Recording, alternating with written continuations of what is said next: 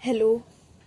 मैं physics start की थी जिसमें हमारा फर्स्ट चैप्टर लाइट स्टार्ट की थी। इसमें जो कल हम पढ़ रहे थे प्रकाश की प्रकृति एवं चाल हमने पढ़ ली थी। इसमें प्रकाश क्या होती है, प्रकाश की प्रकृति क्या होती है, प्रकाश के सिद्धांत पढ़े थे, प्रकाश की चाल हो गया था हमारा, और प्रकाश का तरंगदैर्घ्य हुआ था, प्रकाश का सरल रेखीय गमन हो गया था। इसके एग्जाम्पल हमें पढ़ना था। जो एग्जाम्पल हमें था हमारा एग्जाम्पल जैसे विभिन्न प्रकार की छायाओं का बनना, सूर्य ग्रहण, चंद्र ग्रहण तथा सूची छिद्र कैमरा में उल्टे चित्र का बनना भी प्रकाश की किरणों के सरल रेखीय गमन के कारण ही संभव है। यानी कि जो प्रकाश का सरल रेखीय गमन था, यानी कि समांग माध्यम, यानी कि घनत्व तो हर भाग में बराबर होना चाहिए, में प्रकाश की किरणें सरल रेखाओं में चलती हैं, इसे प्रकाश का सरल रेखीय गमन कहते हैं। इसका एग्जाम्पल जो है हमारा पहला एग्जाम्पल है सूची छिद्र कैमरा,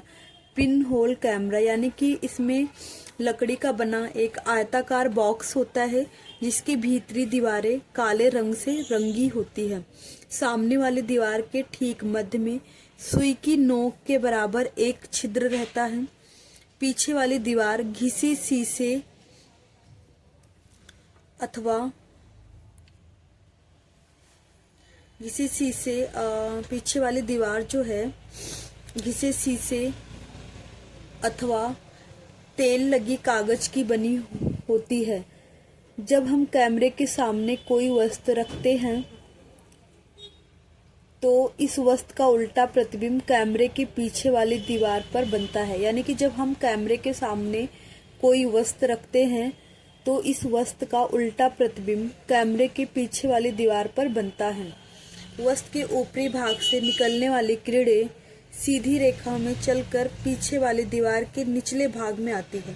यानी कि वस्तु के ऊपरी भाग से निकलने वाली किरणें सीधी रेखा में चलकर पीछे वाली दीवार के निचले भाग में आती है, और वस्तु के निचले भाग से निकलने वाली किरणें पीछे वाली दीवार के ऊपरी भाग में आती है। यही कारण है किसी वस्तु का उल्टा प्रतिबिंब इस कैमरे में दिखाई देता है। इससे सिद्ध होता है कि प्रकाश किरणें सीधी रेखाओं में गमन करती है। यदि कैमरे के सामने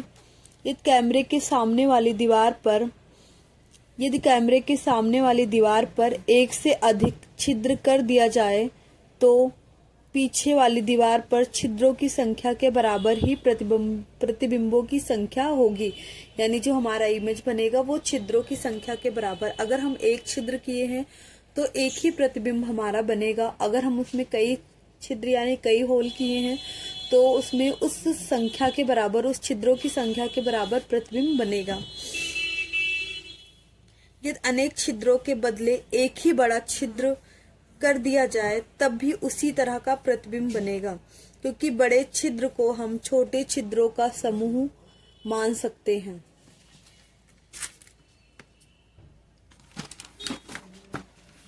प्रतिबिंब का आकार, छिद्र से पर्दे की दूरी, प्रतिबिंब का आकार छिद्र से पर्दे की दूरी एवं बिंब से छिद्र की दूरी पर निर्भर करता है।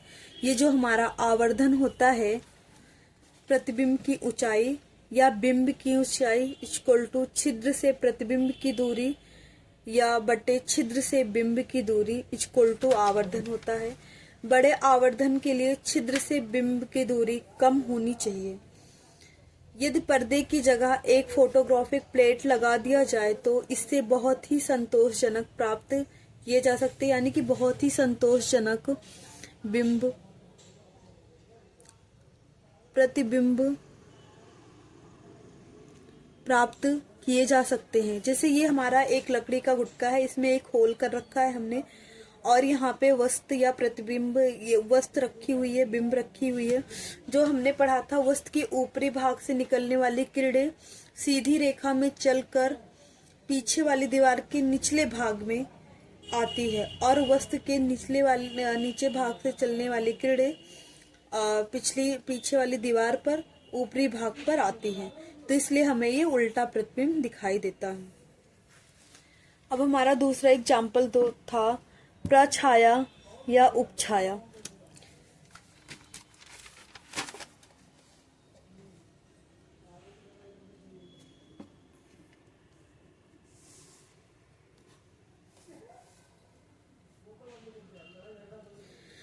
जब प्रकाश की किरणों के रास्ते में कोई अपारदर्शी वस्तु आ जाती है तो प्रकाश की किरणें आगे नहीं जा पाती है। यानी कि जब प्रकाश की किरणों के रास्ते के सामने कोई अपारदर्शी वस्तु आ जाती है, अपारदर्शी वस्तु जो आर पार नहीं जा सकती प्रकाश, तो प्रकाश की किरणें आगे नहीं जा पाती। वस्तु के आगे पर्दा रहने पर पर्दे के प्रकाशित भाग के बीच कुछ भाग ऐसा होता है जो काला दिखता है, क्योंकि वहां अंधकार रहता है। इस भाग को छाया कहते हैं। छाया की लंबाई तथा आकार प्रकाश के उद्गम, अपारदर्शी वस्तु के आकार प्रकाश के उद्गम तथा वस्तु के बीच की दूरी पर निर्भर करता है। जब प्रकाश का उद्गम बिंदुवत हो तो उससे बनने वाली छाया में एक जैसा अंधकार रहता है। जब प्रकाश का उद्गम बिंदुवत हो तो उससे बनने वाली छाया में एक जैसा अंधकार रहता है। जब प्रकाश के उद्गम का विस्तार रुकावट की अपेक्षा बड़ा हो तो छाया के मध्य भाग में प्रकाश एकदम नहीं पहुंचने के कारण पूर्ण अंधकार रहता है। यह प्रछाया कहलाता है। जिस भाग में अंशतः प्रकाश पहुंचता है उसे उपछाया कहते हैं। अब हम पढ़ेंगे ग्रहण, जो आप सभी को पता होगा। ग्रहण भी जो है प्रकाश की सीधी रेखा में चलने के कारण ही होती है। जैसे पहला हम पढ़ेंगे सूर्य ग्रहण। जब सूर्य तथा पृथ्वी के बीच में चंद्रमा आ जाता है, जब सूर्य तथा पृथ्वी के बीच में चंद्रमा आ जाता है तो चंद्रमा की छाया पृथ्वी पर पड़ती है। तो चंद्रमा की छाया जो है पृथ्वी पर पड़ती है और उस भाग में सूर्य नहीं दिखाई पड़ता है। इसे ही सूर्य ग्रहण कहते हैं। यानी कि जब सूर्य और पृथ्वी के बीच चंद्रमा आ जाता है तो पृथ्वी के उस भाग पर सूर्य का प्रकाश नहीं पड़ता है, उसे ही हम सूर्य ग्रहण कहते हैं। चंद्र ग्रहण, जब सूर्य और चंद्रमा के बीच में पृथ्वी आ जाती है, जब सूर्य और चंद्रमा के बीच में पृथ्वी आ जाती है और पृथ्वी की छाया चंद्रमा पर पड़ती है और पृथ्वी की छाया जो है चंद्रमा पर पड़ती है तो चंद्रमा का वह भाग दिखलाई नहीं पड़ता है। इसे ही चंद्र ग्रहण कहते हैं। यानी कि जब सूर्य और पृथ्वी के बीच चंद्रमा आ जाता है तो सूर्य ग्रहण होता है, और जब सूर्य और चंद्रमा के बीच पृथ्वी आ जाता है तो चंद्र ग्रहण होता है। चंद्र ग्रहण यानी कि जब सूर्य और चंद्रमा के बीच पृथ्वी आ जाता है तो चंद्रमा के उस भाग पर सूर्य नहीं पड़ता, यानी कि प्रकाश नहीं होता है, अंधेरा रहता है, इसलिए चंद्र ग्रहण होता है। और वैसे सूर्य ग्रहण जो है अमावस्या को होता है और चंद्र ग्रहण पूर्णिमा को होता है। अब हमारा नेक्स्ट टॉपिक है प्रकाश चैप्टर में प्रकाश का परावर्तन, जो एक बहुत इम्पॉर्टेंट चैप्टर है।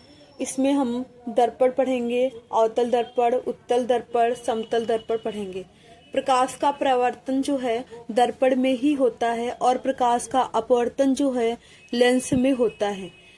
प्रकाश का परावर्तन और अपवर्तन में दर्पण और लेंस दोनों आ जाते हैं। यानी कि प्रकाश का परावर्तन दर्पण में होता है और प्रकाश का अपवर्तन लेंस में होता है। जैसे प्रकाश के चिकने पृष्ठ पर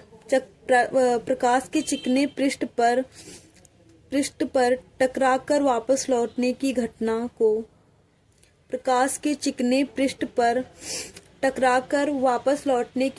को प्रकाश का परावर्तन कहते हैं। जैसे ये हमारा प्रकाश का ये चिकना पृष्ठ है, यहाँ पे कलई की हुई है, ये कलई हमारा सिल्वर ब्रोमाइड का होता है जिससे हम आर पार नहीं देख सकते। अगर कलई नहीं किया हुआ है तो हमारा अपवर्तन हो जाएगा, अगर कलई किया हुआ है तो ये परावर्तन होता है, क्योंकि फिर प्रकाश आर पार नहीं जा सकता है। यानी कि प्रकाश के चिकने पृष्ठ पर टकराकर वापस लौटने की घटना को प्रकाश का परावर्तन कहते हैं। जैसे ये चिकने पृष्ठ पर टकराया और यहाँ से ये वापस लौट गया, यानी ये आपतित किरण आने वाली किरण और ये परावर्तित यानी परावर्तित किरण वापस जाने वाली किरण। चिकना पृष्ठ या परावर्तक पृष्ठ सिल्वर ब्रोमाइड का होता है, चांदी की परत या पारे की परत होता है। अब परावर्तन के हमारे पास दो नियम हैं। पहला है आपतन कोण I परावर्तन कोण R के बराबर होता है।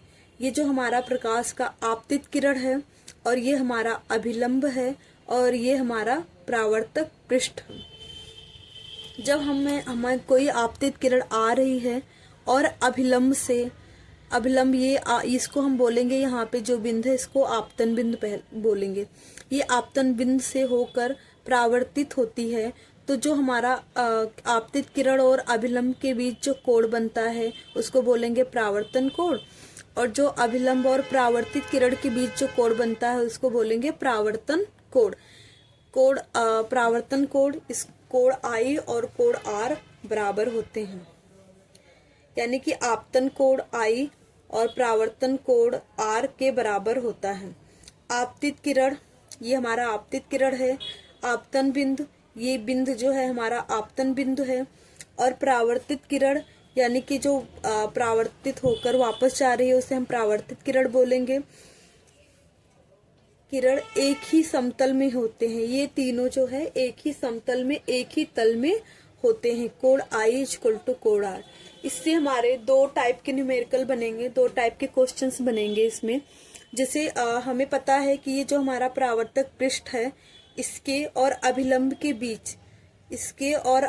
के बीच हमारा ये 90 डिग्री कोण रहेगा, क्योंकि ये लंबवत है। अभिलंब हमारा लंबवत है पृष्ठ के ऊपर, तो ये हमारा टोटल 90 डिग्री होता है। जब कभी भी हमसे क्वेश्चंस पूछा जाएगा, या तो आपतित किरण और तल के बीच का कोण दिया होगा या तो आपतित किरण और अभिलंब के बीच का कोण दिया होगा, तो उसमें से कोई एक हमें निकालना पड़ेगा। हमने इसके दो न्यूमेरिकल पढ़ेंगे। जैसे एक किरण 40 डिग्री पर आपतित होती है तो परावर्तन कोण क्या होगा। एक किरण 40 डिग्री पर आपतित होती है तो परावर्तन कोण क्या होगा। यानी कि जैसे एक किरण 40 डिग्री पर आपतित होती है, यानी ये तल से नहीं दिया है, हमें कोण I का मान दिया है। ये कोण I है हमारा, क्योंकि आपतित होती है तो कोण I हमारा क्या हो जाएगा 40 डिग्री। ठीक है। और हमें क्या निकालना है परावर्तन कोण। हमें पता है कि कोण I कोण R बराबर होते हैं, यानी कि आपतन कोण और परावर्तन कोण बराबर होते हैं। तो हम पढ़ेंगे जब कोण I 40 डिग्री है तो कोण R भी 40 डिग्री होगा। ये हमारा एकदम सिंपल सा था, लेकिन जब हम ये तभी कर पाएंगे जब हमें पता होगा कि आपतन कोण और परावर्तन कोण बराबर होते हैं।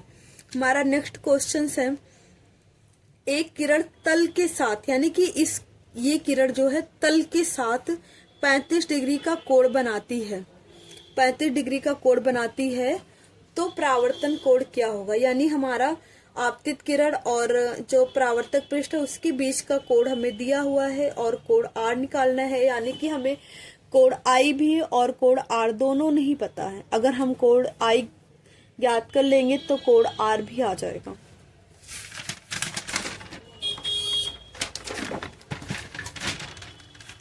अब हमें इसमें देखेंगे, क्योंकि हमें दिया था एक तल के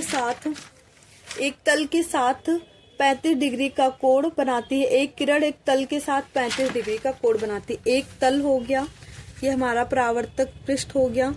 ठीक है, ये तल के साथ 35 डिग्री का कोण बनाती है। इसको हम ये पृष्ठ जो है हम P और Q मानेंगे, यानी कि कोण POA हमें दिया है 35 डिग्री, और हमें पता होता है कि कोण PON 90 डिग्री होता है, क्योंकि ये अभिलंब के साथ है। तो अगर हमें ये कोण को निकालना होगा तो ये कोण हमें 90 डिग्री में से माइनस करना पड़ेगा। तो इसलिए कोण AON यानी कि कोण I ज्ञात करने के लिए टोटल में से, यानी कि कोण PON में से कोण POA माइनस करना पड़ेंगे। तो 90 - 35 55 हो गया। कोण I हमें पता चल गया कि ये कोण I 55 है, तो कोण R ऑटोमेटिक हमारा 55 हो जाएगा। इसलिए कोण R 55 अंश, ये आंसर हो गया। और एक चीज हमने नोट में लिखा है कि कभी कभी क्वेश्चंस में दे देगा, कथन में दे सकता है कि दर्पण द्वारा प्रतिबिंब के बनने में शामिल परिघटना को क्या कहते हैं। दर्पण द्वारा प्रतिबिंब के बनने में शामिल परिघटना को या क्या कहते हैं, या शामिल किस में, परिघटना किस में शामिल होता है, प्रकाश का परावर्तन या प्रकाश का अपवर्तन। तो हमने अभी इसके पहले ही पढ़ लिया है कि दर्पण द्वारा प्रतिबिंब के बनने में शामिल परिघटना प्रकाश के परावर्तन द्वारा ही होता है और अपवर्तन द्वारा लेंस का होता है। Thank you class.